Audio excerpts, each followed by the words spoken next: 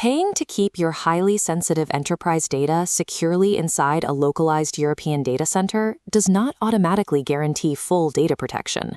Legal jurisdiction follows corporate ownership, not the physical location of the hardware.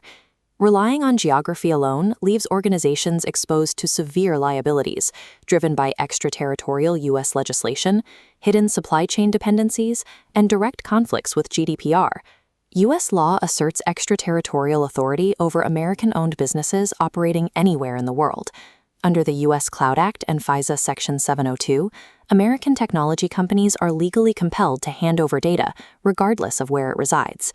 Intelligence and law enforcement agencies execute this access unilaterally, without notifying affected European users or businesses. If a cloud provider has a U.S. parent company, any localized European data boundaries established by that provider remain legally subject to American jurisdiction. This stark legal reality makes the European sovereign cloud offerings marketed by major hyperscalers an exercise in sovereignty washing. Representatives for major U.S. providers have admitted under oath that they cannot guarantee immunity from U.S. data requests for their European clients. True infrastructure isolation is practically impossible because European data centers rely heavily on foreign manufactured processors, frameworks, and APIs. The European Union's SOV5 criteria measures actual supply chain sovereignty, evaluating the geographic origin of hardware processors, operating systems, and hosted APIs.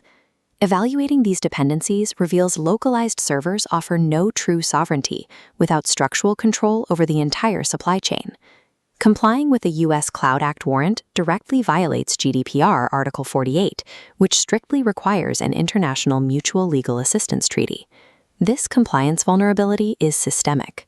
Currently, 9 out of 10 cloud providers for EU governments are American companies. Standard provider-managed encryption fails to resolve this conflict, as U.S. authorities can legally compel the provider to hand over the encryption keys. To mitigate this risk, enterprises must mandate client-side encryption, where the organization retains exclusive control of the keys, and shift highly sensitive workloads to entirely European-owned platforms. To achieve true legal certainty, executives must stop asking where their data is stored and mandate structural independence by asking who controls the infrastructure.